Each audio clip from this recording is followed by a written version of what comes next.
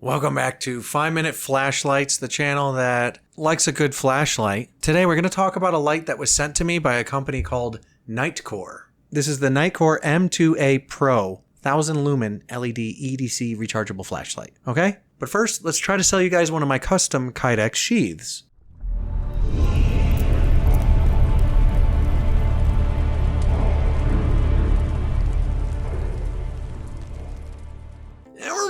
Here is the MT2A Pro by Nitecore. Full disclosure, Nitecore sent me an email saying, hey, pick a product and we'll send it to you. You just got to make a video. Okay, here's the video. But here's the thing. I can't find the box anywhere. I don't know where I put it. I had a plumbing disaster. My whole house is torn apart. I do have the MT2A here and I have been using it. So I'm not going to go outside and get some nighttime footage and do all this stuff and make a whole flashlight deal. But I'm obligated to, at minimum, review this thing and let you guys know how I feel. I've had it for about a month. I was supposed to get this out by Thanksgiving. No chance. But I think I've used it enough to speak on it, and that's really what you're tuning in for. So, as always with flashlight reviews, I don't really go too in-depth. I just let you know what I like, what I dislike. You know, if you want full runtime tests, beam throw, all this stuff, there's plenty of channels that do that stuff.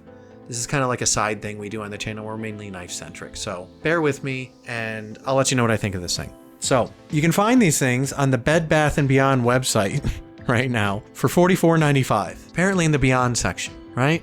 I don't know why they have them there. I just thought it was funny, and that's the site I pulled up. And according to their site, this 1000 lumen LED EDC rechargeable flashlight can use 2 AA batteries as well, which is actually very handy. So you don't always have to charge it.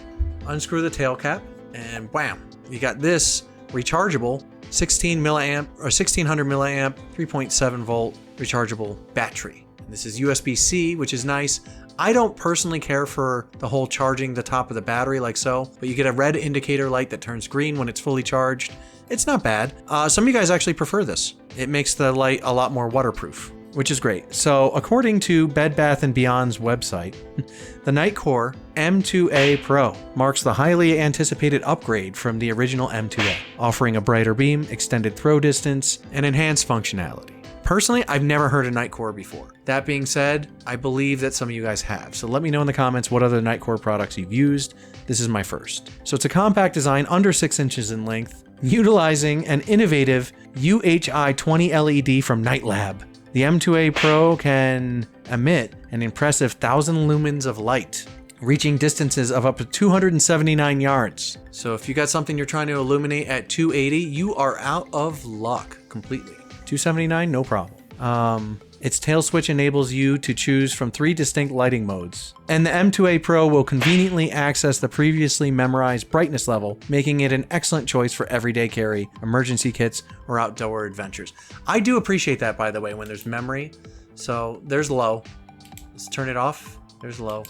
Turn it off. Okay.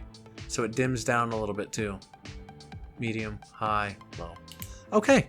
Yeah, it's got a memory. And one thing I do like about the interface of this is I push the button full, right? And then I just kind of momentary to cycle through the 3 modes. So this makes this light actually really great for around the house, and that's what I've been using it for. I kind of leave it in this room.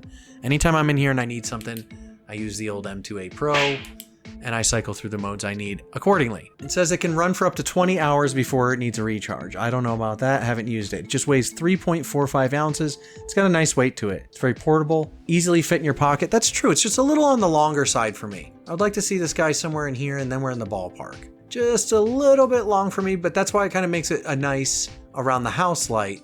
I do like the clip here. Let's get a better look at the clip. Not too shabby. Reversible clip, you could have that kind of headlamp thing going on. Little top heavy here at the end, a little long for that, but it'll work. Not bad in a cap. It's good for attaching to a backpack, for sure.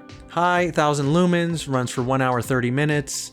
300 lumens is the mid, 2 hours 45. Low is 50 lumens at 20 hours. Mid, okay. And then we got the AA specs. They're slightly different. The dimensions, 5.62 inches long, and the width is 0.78. The weight is 1.41 ounces. Feels a little heavier than that, but that's not bad. Probably without the battery, they're thinking.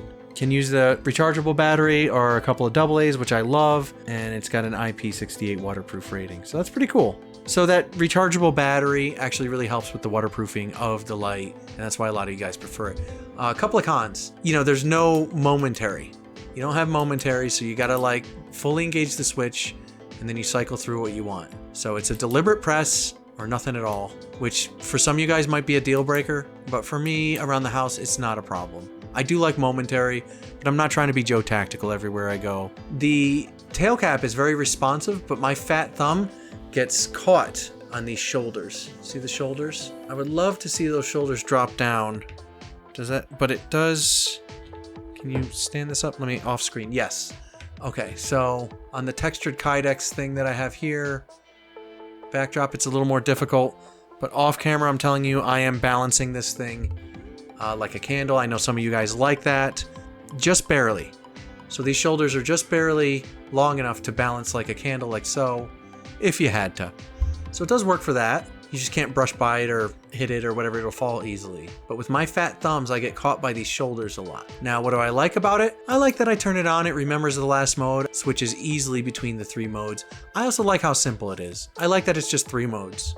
I like that it's USB-C rechargeable. That's actually very nice. I like that it's a slim form factor. That's very nice. I would like to see it a little bit shorter, like I said, and I would even sacrifice some performance for that because it is very bright, and I generally use low around the house. So not bad. If this is all that you had, you'd be doing pretty good. Just make sure to keep her charged and keep a couple of AA's on hand. I think that this would make this a really good camping light for that reason. It's very lightweight. It's good for hiking, attached to your backpack, extremely lightweight. And the fact that it works with AA's as well could really help you in a pinch. So for 45 bucks on Bed Bath & Beyond site, I don't know why that's funny for me. Is this the Nitecore M2A Pro worth it? I say yes. So far, so good. Actually, pretty good light. So thank you, Nitecore, for sending this in. You kind of turned me onto your company. I do like the milling on the handle is very nice. Screwing and unscrewing the tail cap, it's not as smooth as something like a Phoenix or whatever, but Phoenix kind of blew me away with that and I got spoiled with it. So as far as like per price point, this is just fine. You got an O-ring in there, you're good to go. I think that's what was in the box, was an extra O-ring and the instructions. I just can't find the box. Apologies, guys. Not a bad light. Let me know what you guys think in the comments of Nitecore as a company on a whole. Let me know what other products of theirs I should check out, because I could just send them an email probably and get those on the channel if you wanted. But this is the M2A Pro, and I think it's actually pretty decent light. And for 45 bucks, I don't think you can go wrong with it. It's nice, provided it doesn't break on you. I've only had it for about a month, but I've been using it all the time. And I just charged it up. There's your high. I mean, just crazy bright. That's your 1000 lumens. And now we drop down to your 50, 300 for mid. And you see it kind of dim down. It's got that technology in it. There's high, kind of slightly dimming over time. Not bad. Pretty good little light. So for 45 bucks, I'd buy it. You know, this was sent to me for free, but even if it wasn't, you know, and I knew about its capabilities or it was recommended from a friend, I wouldn't hesitate. So nice light. I think you guys might like it for the price. There are other options out there for 50 bucks that would compete with this and arguably be a lot better in certain ways, such as functionality of the tail cap, fit and finish of the threading, overall form factor not being so long, things like that. This is a contender. It's not a bad light at all. I actually like this light, and I think it's really perfect for around the house or camping. Those two, especially camping because of its versatility. And the length isn't such a problem on a backpack. As a matter of fact, an asset on a backpack, easier to grab. So kind of silver lining there. I'm pleasantly surprised with this sucker. Don't mind it at all. My fat thumbs hit those shoulders, but that's kind of my only gripe, that and the length. Other than that, pretty good light, and I really don't mind the interface at all. So that's my 2 cents. Check out Bed Bath & Beyond's website to pick her up. I'm sure it's elsewhere. It's just the first site I clicked on and I thought it was funny. So anyway, quick light review. I appreciate you guys, and I will see you next time on 5 Minute Knives.